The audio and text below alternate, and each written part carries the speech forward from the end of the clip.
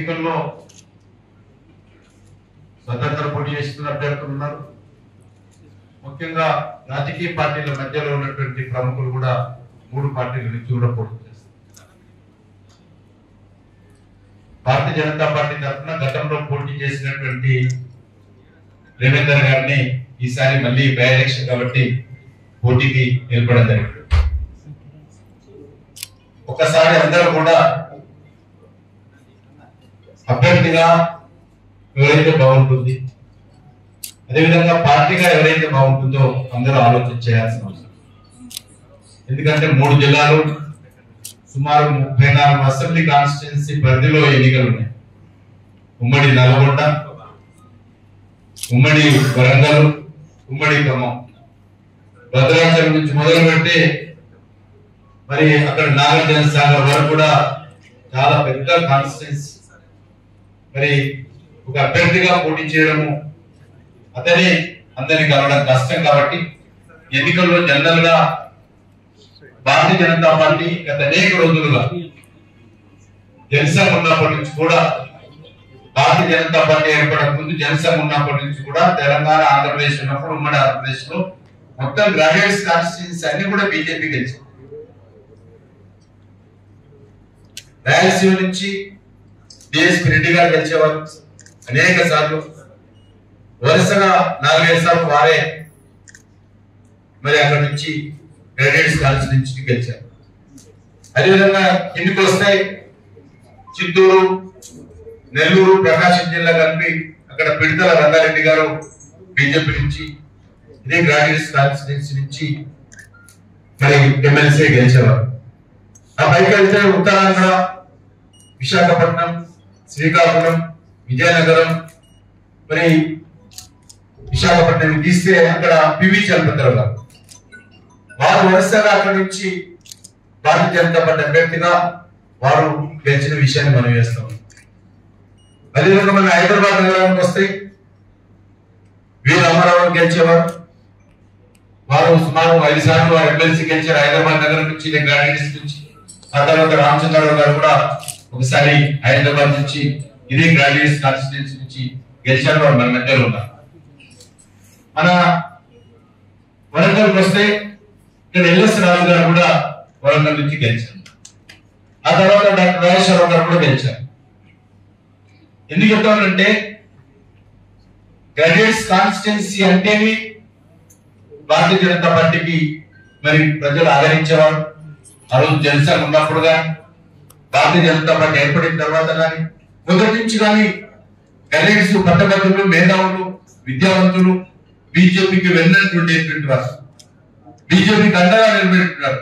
శాసనసభలో ఒక ఎమ్మెల్యే లేకున్నప్పటికీ శాసన మండలికి వచ్చేసరికి గ్రాడ్యుయేట్స్ కాన్స్టిట్యున్సీ నుంచి 5 నుంచి 6 మంది ఎమ్మెల్సీలు బీజేపీ వాళ్ళు ఉన్నటువంటి విషయాన్ని, జనసేన ఉన్నప్పటి నుంచి ఉన్నటువంటి విషయాన్ని మనం చేస్తాం. జనసేన ఉన్నప్పుడే ఇక్కడ ఎల్ఎస్ రాజు గారు ఇదే వరంగల్ కేంద్రంగా గెలిచిన విషయాన్ని కూడా ఈ సందర్భంగా మనం చేస్తాం. అందుకే మీ అందరూ కోరుతాం, ఈరోజు మేధావులు, విద్యావంతులు అనేటువంటి వాళ్ళు రాజకీయ కోణంలో ఆలోచించారు, దేశం గురించి ఆలోచన చేస్తారు, సమాజం గురించి ఆలోచన చేస్తారు. అందుకే మొదటి నుంచి కూడా బీజేపీ ఇక్కడ బలంగా లేనప్పుడు, ఒక ఎమ్మెల్యే కూడా లేనప్పుడు పట్టభద్రులు అందరూ కూడా భారతీయ జనతా పార్టీని ఆదరించి మరి ఈరోజు బీజేపీని గెలిపించిన విషయాన్ని మీ అందరికీ మనం చేస్తున్నాం. అందుకే ఈసారి మళ్ళీ ఒక సానుకూలమైనటువంటి వాతావరణం ఈరోజు బీజేపీ నరేంద్ర మోడీ గారి నేతృత్వంలో ఒక అద్భుతమైనటువంటి ఒక మంచి పరిపాలన ఈరోజు నరేంద్ర మోడీ గారు అందిస్తాం. దేశ గౌరవాన్ని పెంచుతా ఉన్నాం. గాడి తప్పినటువంటి దేశ ఆర్థిక వ్యవస్థను గాడిలో పెట్టారు. వారు ప్రధానమంత్రి అవుతున్నప్పుడు జీతాలు ఇవ్వలేని పరిస్థితుల్లో కేంద్ర ప్రభుత్వం ఉంటే ఈరోజు ప్రపంచంలోనే 5వ ఆర్థిక అతిపెద్ద శక్తిగల దేశంగా ఈరోజు ప్రపంచంలోనే భారతదేశాన్ని నిలబెట్టినటువంటి ఘనత మన నరేంద్ర మోడీ గారు. అంతేకాకుండా ఇంపోర్ట్స్ తగ్గించి ఎక్స్పోర్ట్స్ పెంచారు. పెట్టుబడులు వస్తా ఉన్నాయి. దేశ మౌలిక వసతులు, అది రోడ్ కనెక్టివిటీ కానీ, ఎయిర్ కనెక్టివిటీ కానీ, ట్రైన్ కనెక్టివిటీ కానీ, లేక వాటర్ రోడ్ కనెక్టివిటీ కానీ అద్భుతంగా ఈ దేశంలో ముందుకెళ్తున్న విషయాన్ని మనం చేస్తున్నాం. మన రాష్ట్రంలో స్వాతంత్రం వచ్చినప్పటి నుంచి ప్రధానమంత్రిగా నరేంద్ర మోడీ గారు అయ్యేంత వరకు 2500 కిలోమీటర్ల రోడ్లుంటే ఈ 9 సంవత్సరాలలో మరొక 2500 కిలోమీటర్లు ఈ 9 సంవత్సరాల్లో జాతీయ రహదారులు అద్భుతంగా నిర్మాణం చేశారు. హైదరాబాద్ నుంచి వరంగల్ వరకు సిమెంట్ రోడ్డు జాతీయ రహదారి నిర్మాణం జరుగుతున్న విషయం మేము చూస్తాం. ఎక్కడ వెళ్ళినా కూడా ఏ రోడ్డు వెళ్ళినా కూడా ఈరోజు రహదారులు లేనట్టుగానే రాష్ట్ర ప్రభుత్వం ఒక్క రోడ్డు కూడా లేదు. 100% అద్భుతమైనటువంటి ఎవరు అంటే నరేంద్ర మోడీ గారి నాయకత్వంలో తెలంగాణలో జాతీయ రహదారులు ఉన్నాయి. 33 జిల్లాలు ఉంటే ఒక పెద్దపల్లి జిల్లా తప్ప అన్ని జిల్లాలు కొత్తగా ఏర్పాటు చేసినటువంటి జిల్లాలకు కూడా జాతీయ రహదారులతో అనుసంధానం చేయలేదు. ఈ రకంగా అనేక విషయాలు చెప్పుకుంటూ పోవచ్చు. ఈరోజు సమ్మక్క సారక్క కేంద్రీయ గిరిజన విశ్వవిద్యాలయం కావచ్చు, లేకపోతే వరంగల్లో మెగా టెక్స్టైల్ పార్క్ కావచ్చు, వరంగల్లో రైల్ మ్యానుఫ్యాక్చరింగ్ యూనిట్ కావచ్చు, ఒక ఇంటిగ్రేటెడ్ రైల్ మ్యానుఫ్యాక్చరింగ్ యూనిట్ ఇక్కడ ప్రధానమంత్రి గారు స్వయంగా వచ్చి గుంపు చేశారు.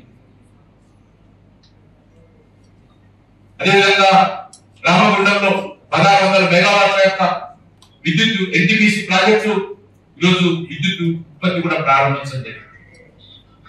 అదే రామగుండంలో యూరియా పరిశ్రమ ప్రధానమంత్రి గారు శంకుస్థాపన చేశారు, వారే ప్రారంభించారు. ఈరోజు యూరియా ఉత్పత్తి జరుగుతాం, దాన్ని ప్రధానమంత్రి గారు స్వయంగా డెడికేట్ చేయడం.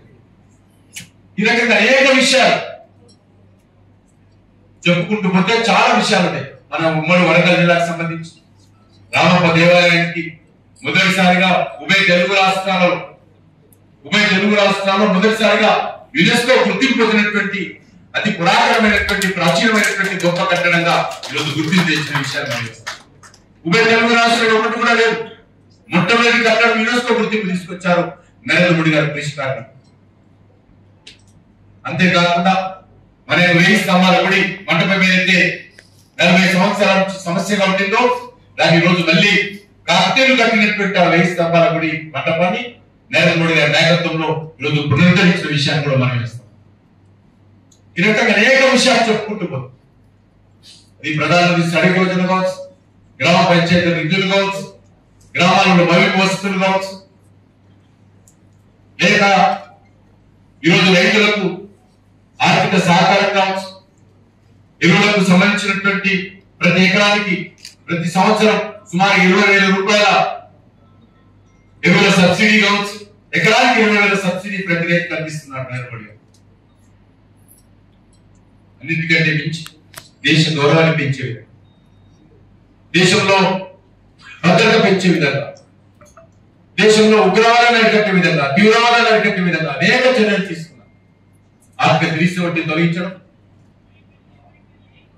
త్రిపుల్ తలాక్ చట్టాన్ని తీసివేయడం, మహిళలకు 33% రిజర్వేషన్ తీసుకురావడం, 500 రామ మందిర నిర్మాణం చేయడం, కాశీలో అద్భుతమైనటువంటి కాశీ దేవాలయం నిర్మాణం జరగడం, ఉజ్జయినిలో మహంకాళ దేవాలయాన్ని పూర్తిగా కారిడార్గా డెవలప్మెంట్ చేయడం. ఈ రకంగా ఏ విషయం తీసుకున్నా దేశ గౌరవాన్ని ప్రపంచంలో పెంచేటువంటి ప్రయత్నంలో కావచ్చు, ఒక మంచి పరిపాలన, అన్నింటికంటే మించి 9.5 సంవత్సరాలుగా ఒక్క రూపాయి అవినీతికి ఆరోపణ లేకుండా ఒక నీతివంతమైనటువంటి ఒక ధర్మమైనటువంటి పరిపాలన నరేంద్ర మోడీ గారు. ధర్మాన్ని రక్షించడం కోసం కేంద్ర ప్రభుత్వం ఈరోజు అన్ని రకాలుగా కంకణం కట్టుకొని ముందుకెళ్తాం. కాబట్టి మన బాధ్యత కూడా ఒక మంచి వ్యక్తి ఈరోజు నిస్వార్థంగా దేశం కోసం నీతి నిజాయితీతో సమర్థవంతమైనటువంటి పరిపాలన అందిస్తున్నప్పుడు ఆయన కండగా నిలబడాల్సినటువంటి బాధ్యత ఈరోజు దేశ ప్రజలకు ఉన్నది. కాబట్టి మొదటిసారి 270 సీట్లు ఇస్తే మరోసారి 302 సీట్లు ఇచ్చారు. ఈసారి అద్భుతంగా 400 సీట్లు ఎన్డీఏ క్రాస్ చేయాలని చెప్పి ఆలోచిస్తారు. ఆ వాతావరణం కూడా కనిపిస్తాం. ముఖ్యంగా మన వరంగల్ నుంచి పోటీ చేస్తున్నటువంటి రమేష్ గారు కూడా మరి ఇక్కడ ఉన్నటువంటి ప్రజలు భారతీయ జనతా పార్టీ అభ్యర్థిని కడుపులో పెట్టుకుని మరి మీరందరూ కూడా ఆయన గెలిపించడం కోసం చాలా కష్టపడ్డారు.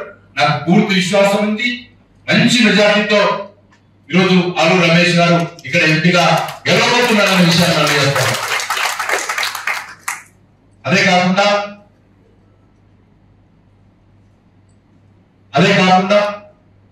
మెగా టెక్స్టైల్ పార్క్ ఎవరు అడగల, 7 మెగా టెక్స్ ప్లాంట్ దేశంలో వస్తే భారతీయ జనతా పార్టీ తెలంగాణ శాఖ తరఫున మేమందరం పోయి ప్రధానమంత్రి గారిని కలిసి మా యొక్క వరంగల్ ఒక 7 దేశంలో వరంగల్ ఒకటి ఇవ్వాలన్నప్పుడు పెద్ద మనసుతో మరి ఇక్కడ ఒక మెగా టెక్స్టైల్ పార్క్ కూడా మంజూరు చేసిన విషయాన్ని సందర్భంగా గమనిస్తాం. రైల్ మ్యానుఫ్యాక్చర్ మీద అందులో వ్యాగన్స్ తయారైతే, దాంట్లో ఇంజన్లు తయారైతే, అదేవిధంగా కోచ్లు కూడా తయారైతే, ఇంటిగ్రేటెడ్ ఫ్యాక్టరీ దానికి సంబంధించినటువంటి పనులు చాలా వేగవంతంగా జరుగుతున్న విషయాన్ని మనం చూస్తాం. అందుకే మీ అందరూ కోరుతాం తెలంగాణలో కూడా ఈరోజు బీజేపీ బలపడాల్సిన అవసరం. మనది మిగులు బడ్జెట్ ఉన్నటువంటి రాష్ట్రం, ధనిక రాష్ట్రం, దేశంలో ఉన్నటువంటి జీడిపితో పోల్చి చూస్తున్నట్లయితే చాలా అద్భుతంగా ఉన్నటువంటి రాష్ట్రం. కానీ ఈరోజు మరి ఏ రకమైనటువంటి పరిస్థితులు ఉన్నదో చెప్పుకుంటేనే భయం వేసే పరిస్థితి తెలంగాణకు వచ్చింది. జీతాలు ఇవ్వలేనటువంటి పరిస్థితి. ఒక్క హామీ అమలు చేయాలంటే ఈరోజు 420 హామీలు ఇచ్చింది కాంగ్రెస్ పార్టీ. మొట్టమొదటిది రైతుల రుణమాఫీ అమలు చేయాలంటే 100 రోజుల్లో చేస్తున్నటువంటి రైతుల రుణమాఫీ ఇప్పుడు ఏ పరిస్థితి వచ్చిందంటే దానికి ఒక ప్రత్యేకమైనటువంటి కార్పొరేషన్ పెట్టి బ్యాంకు నుంచి నిధులు తీసుకొని ఆ యొక్క రైతుల రుణమాఫీ చేయడం కోసం ప్లాన్ చేస్తారు.